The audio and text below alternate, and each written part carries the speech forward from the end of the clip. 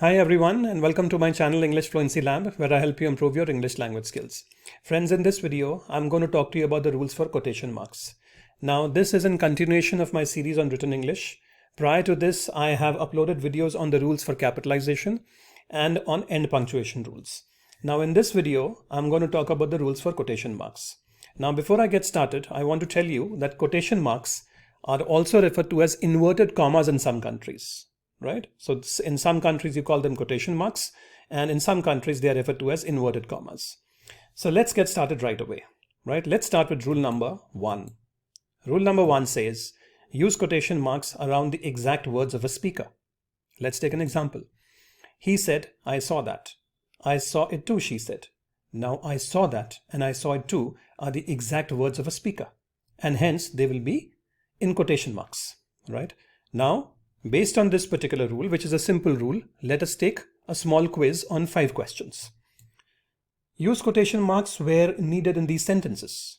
Right? Number 1, I wish the election were over, said Fred. 2, will they finish this week? Asked Frida. 3, Williard added, it is becoming a joke. 4, we can now see that every vote counts, concluded Sarah.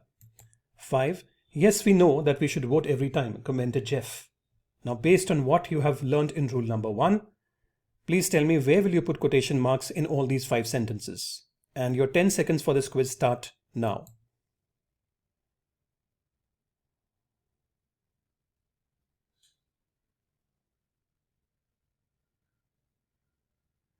All right, let us look at the answers.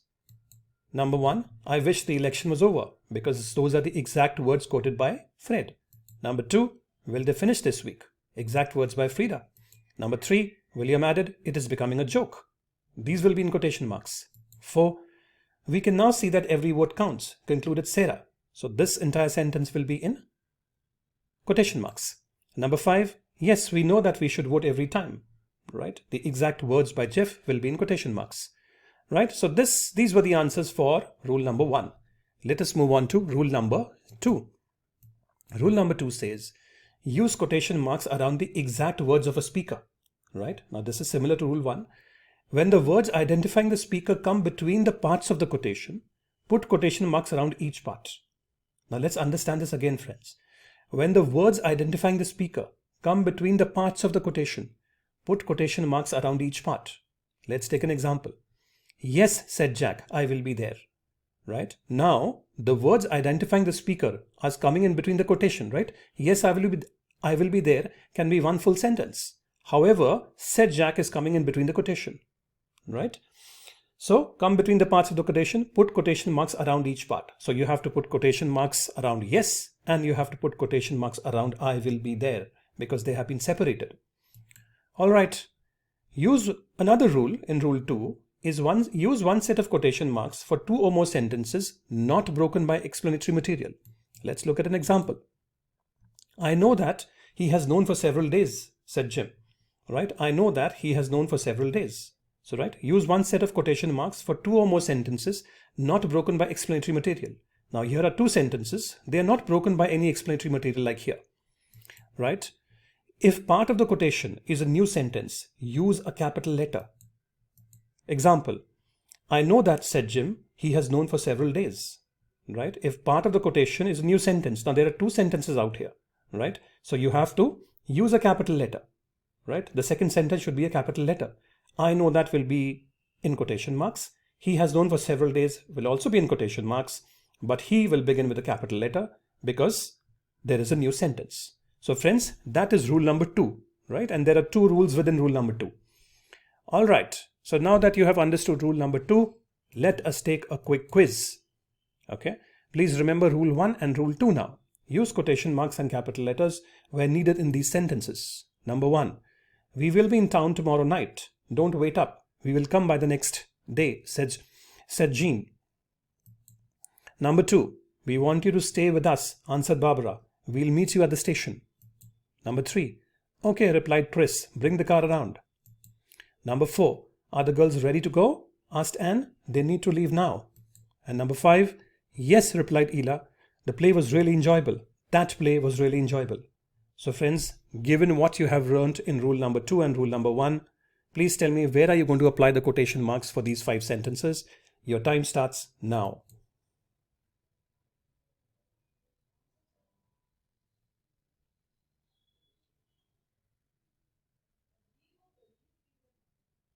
All right, let us look at the answers.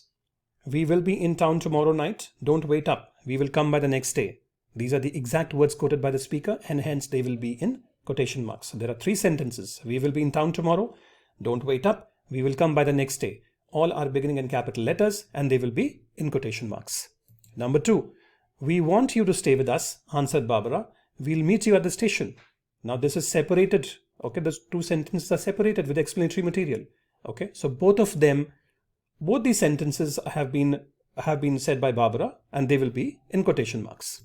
3. Okay, replied Chris. Bring the car around. Again separated. Both of them will have quotation marks. Number 4. Are the girls ready to go? Asked Anne. They need to leave now. 2 sentences separated and they both will be under quotation marks. And number 5. Yes, replied Ela. That play was really enjoyable. Right? So yes, and that play was really enjoyable will be in quotation marks. So friends, I hope rule 2 is clear. And let us move on to rule number 3. Rule number 3 says, use no quotation marks with indirect quotations. An indirect quotation often begins with the word that. Right? Please remember, an indirect quotation begins with the word that, and use no quotation marks with indirect quotations. Okay, example. Betty said that she wished the election were final. Right? Now this is an indirect quotation and there will be no quotation marks out here because you have the word that out here. Betty said that she wished the election were final. Now if you remove the word that, Betty said, I wish the election were final, then you would have quotation marks. Right? But this is an indirect quotation. All right. Let us now have a quick quiz on this. Right? James stated that he had won the race. Number 2, Richard said, I was in second place until I fell. Number 3, Mom said that she was worried when she saw it happen. Number 4, Sue said that was too bad. Number 5, I hope that you had fun anyway, said his dad. Now, given what you have learnt in rule number 3 and also rule number 2 and 1, please tell me where will you put the quotation marks in these 5 sentences. Your 10 seconds start now.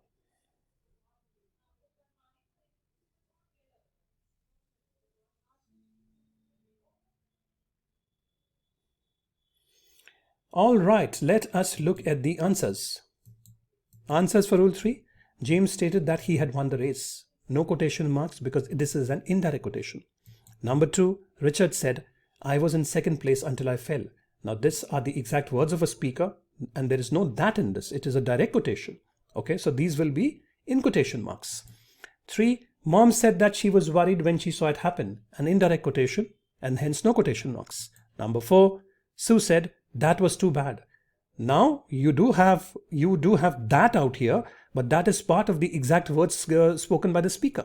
Okay, and hence it will be under quotation marks. Sue said that was too bad. Right? So this could be slightly confusing. You do have the word that out here, but the word that is part of the exact words spoken. So you need to remember that. Number 5, I hope that you had fun anyway, said his dad. I hope that you had fun anyway are the exact words spoken by the speaker, and hence they will be in quotation marks. So I hope rule number 3 is clear. Now let us move on to rule number 4. Rule number 4 says, begin a new paragraph with each change of speaker in dialogue. Right? Begin a new paragraph with each change of speaker in dialogue. Example. Can I count on you? Asked Carl. Yes, you can, said Matthew. You cannot fail us, replied Claudia. Now you see, every line is beginning in a new paragraph because there is a change in speaker. You have Carl, you have Matthew, and you have Claudia. All right. Now that you understand rule number 4, let's take a quick quiz on rule number 4. Please also remember rule number 3, 2, and 1. All right. Make new paragraphs and place quotation marks where needed in the following dialogues. Okay, the first paragraph. Knock on the door. I will be right behind you, said John. I'm afraid, said James. You are bigger and older, so you knock. I will do it. Why are you worried about it? It is just Halloween, interrupted Matthew, and there is nothing scary about this house. So friends, that is the first paragraph. Let's look at the second one. Chantel said, I never get to be the mother when we play. You can be the mother today, replied Haley. When will I get to be the mother? Asked Elise. You are too little, replied Haley and Chantel. Okay, now what you have learnt with what you have learnt in Rule 4, please tell me, how will you form different paragraphs and where will you put the quotation marks? Your time starts now.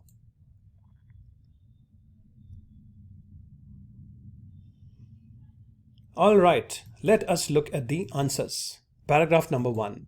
Knock on the door. I will be right behind you, said John. Number 2. I'm afraid, said James. You are bigger and older, so you knock. 3. I will do it. Why are you worried about it? It is just Halloween, interrupted Matthew, and there is nothing scary about this house. So you see, with every change in speaker, we have a new paragraph and the exact words being quoted are in quotation marks. That is what you have learned in rule number 1, 2 and 3. Let us look at paragraph number 2. Chantel said, I never get to be the mother when we play. You can be the mother today, said Haley. When will I get to be the mother? Asked Elise. You are too little, replied Haley and Chantel. Right? So the same rules apply here also. With every change in speaker, you have a new line and the exact words have been put in quotation marks. Let's move on to rule number 5. If a quotation has more than one paragraph, use a quotation mark at the beginning of each paragraph and at the end of the last paragraph of the quotation.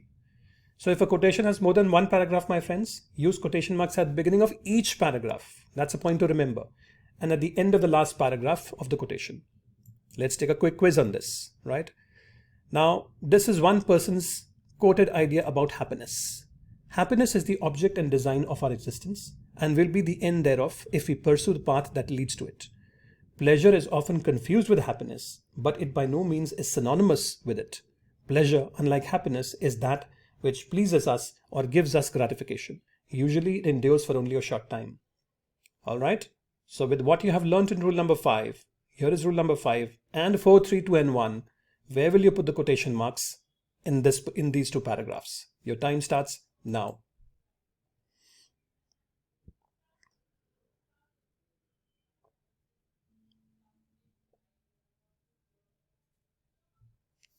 All right, let us look at the answer.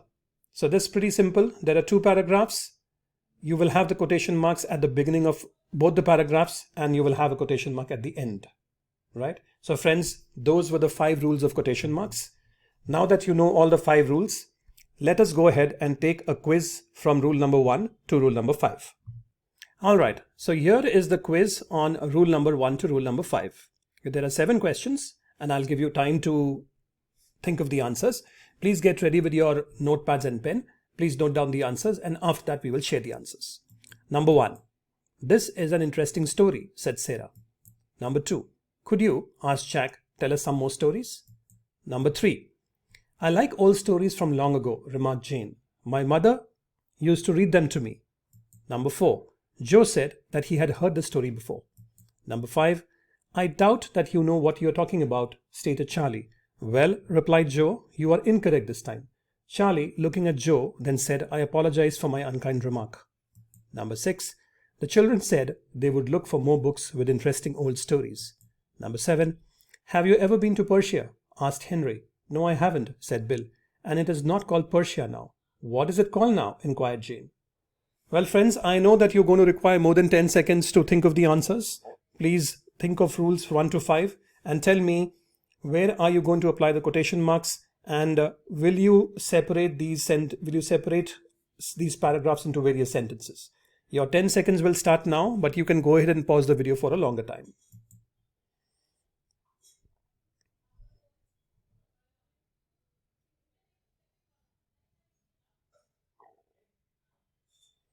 All right, let us now look at the answers. First one, this is an interesting story, said Sarah. Right? Rule number 1, always put quotation marks around the words of the speaker. Number 2, could you, ask Jack, tell us some more stories? Right? Could you and tell us some more stories are going to be in quotation marks. Remember rule number 2? 3, I like old stories from long ago, remarked Shane. My mother used to read them to me.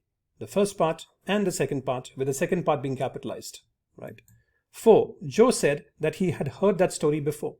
Now no quotation marks because this is an indirect quotation. Okay, remember the rule, friends? Number 5, I doubt that you know what you're talking about, stated Charlie.